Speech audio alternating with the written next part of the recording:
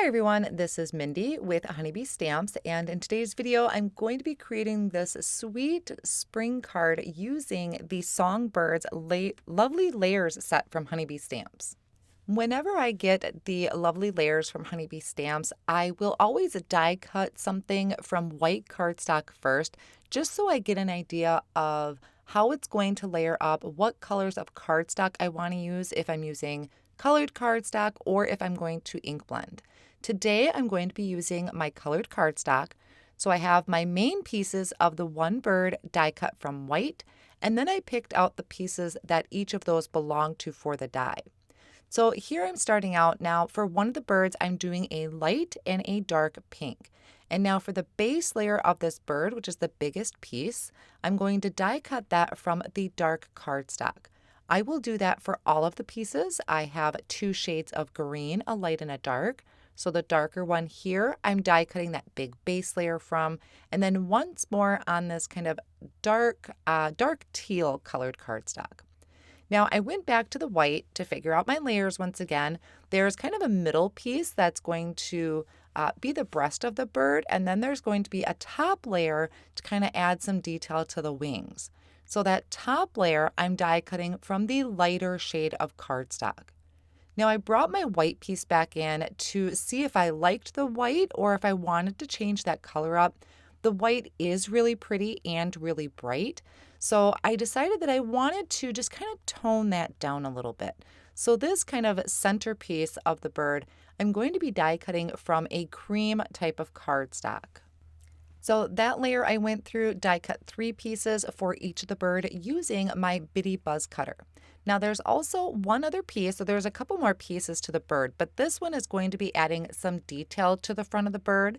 And on this one, I did kind of like a soot gray type of color. And then there's a smaller piece here, and I'm going to die cut it 3 times from white cardstock. That is going to be the foot, there's a beak, and then the eye. I thought it would be a lot easier to cut those small pieces from white and just color them with my Copic markers later. Now, one more thing I wanted to do is just kind of amp up my cardstock a little bit. So for my light blue cardstock, I'm going to be ink blending on some Peacock Feathers just to the outer edges of the wings. This one I think is Lucky Clover, and then Worn Lipstick onto the light pink cardstock. Now I can start working on the assembly of my bird. For all of my bird pieces, I will be using the Honeybee Stamps liquid glue and my tweezers. I'm really going to be sure to line up this kind of off-white color because I don't want the dark layers of the base piece to show at all. And then I'm finishing that with that light blue cardstock on the top. So that is kind of the main base of the bird. I personally think that kind of additional breast piece is optional, or right under its neck. I think that's kind of optional in my opinion. I thought it looked really good to add another color there, but I think it would also look really pretty to just leave it all white. So I'm going to go through and do all of that for the remaining birds, my pink and the green. Now I'm sure these are not realistic colors of birds, maybe the bluebird, but I just thought it was really fun to have this kind of spring color combination for the front of my card. I have my 3 birds pretty much assembled, and now I'm going to work on these detail pieces. So I have a silicone mat here, and on the 2 smaller pieces, there's a beak and then there's their foot that I'm coloring with an orange Copic marker. And then that really small kind of oval shape is going to be their eye that I'm just adding a black Copic marker over. So on the bird itself, there is an impression. I should have really brought that closer to the camera for you to see, but there is an impression where that foot is going to go. And then I'm going to add just dots of glue to that spot and then also to the beak to add those 2 pieces. Now this is where it is really handy to have some sort of pick and stick tool. Mine is from Gina K Designs, but I know there's a couple different ones. This one I really like because it has that waxy tip on one end, and then it has a pick on the other. And that pick really comes in handy when I need to kind of move my piece around or turn it or flip it over. I can use the pick on the other end. And there are a few different tools that have pretty much the same feature as that. So I'm just picking that up with that wax tip, adding it over my dot of glue that I have on there to kind of finish off my bird.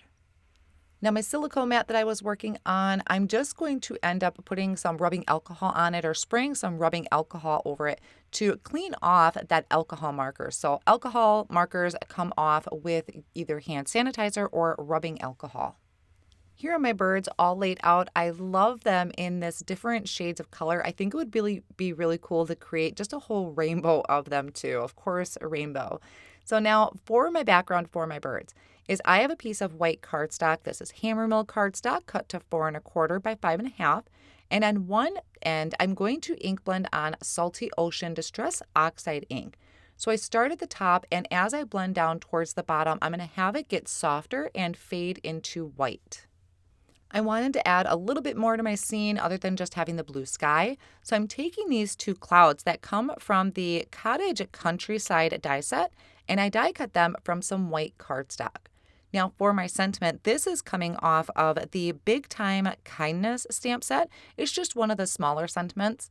And I'm placing this onto black cardstock using one of my Misti corner tools in my mini Misti that's going to help push that sentiment down so it's straight lined up on my cardstock. It's just going to make it easier for me when I go to trim this out. Now I prepped the cardstock with an anti-static powder tool, and then I'm inking up my sentiment in the Honeybee Stamps white pigment ink. And because I'm stamping very, very gentle, I'm going to stamp it 3 times just to make sure I'm getting a really good impression. Then I'll take this over and sprinkle on some of the Brutus Monroe Alabaster embossing powder. It is a bright white embossing powder. Sprinkle that on, tap off the excess, and then I can bring in my heat tool and melt that embossing powder. Now, whenever I'm done, I usually will take a Swiffer tool to kind of buff off some of that white powder. If it didn't come all the way off, I like to take an eraser and just go around it. I don't go over the embossing, just kind of around it and in between. Then I'm going to bring this to my mini trimmer and trim that down into a thin strip sentiment. And I'm also going to cut a couple more pieces of a black cardstock that's going to be about the same size. I'm going to use those strips to layer behind the sentiment to help build it up for dimension.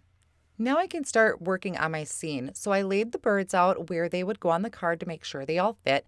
And I'm bringing in the clouds. I had them kind of scattered across the card. I'm just using tape runner for these. And I did end up kind of moving a couple, which is why you see me rubbing my finger on the cardstock every now and then. Is there was a little bit of tape runner left behind that I can just rub away with my finger or an adhesive remover. So I love with the tape runners that I can kind of move things and adjust them as needed. So I have the cloud up on top and one up on the side. My sentiment is going to go down in that bottom right-hand corner. And I tell you, I think these clouds really helped complete the scene. I love that addition to it.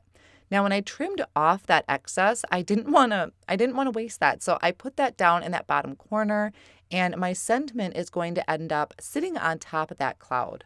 Then for my sentiment, I'm taking some of those thin black strips that I had trimmed out earlier.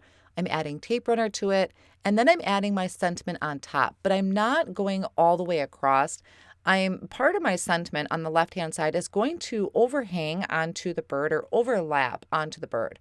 So I don't need any extra dimension there. I just need it on the rest of the sentiment. So once I kind of built that up with about 2 or 3 layers of cardstock, I'll then add some liquid glue across the whole back and add that to the front of the card. For my finishing touch, I have these Crystal Glimmer enamel stickers. And this was really cool. It's kind of hard, it's really hard to see on camera, but there is some glitter in these crystal enamel stickers. It's really, really pretty. You might be able to catch it more in my pictures, but I added some just around the card to help give it some sparkle. So that finishes off my spring Songbirds card. I love these birds in a variety of spring colors, and it was really simple to put together. There's not a ton of layers, so if you're looking at any of the lovely layers, I highly recommend this one. The dies also provide a lot of detail in the wings too. I hope you enjoyed today's card project. Thank you so much for joining me today, and see you again soon.